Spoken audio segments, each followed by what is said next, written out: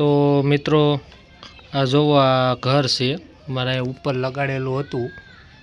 તો ના મિત્રો એક બચ્ચું આમાં મરી ગયું છે હા જોવો બસારું મરી ગયું કાંડર કવડી ગયા હે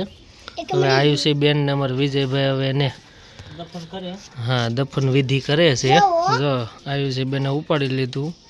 શેકલું વાહ ભગવાન એના આત્માને શાંતિ આવે કાયું હા જો હવે દાટી દીધું એ શું કરે તું જો એમાંથી એક આ છે ને પણ હલું નીકળ્યું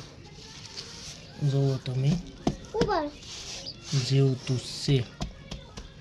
વિડીયો પસંદ આવે તો લાઈક શેર અને સબસ્ક્રાઇબ કરી દેજો આ તો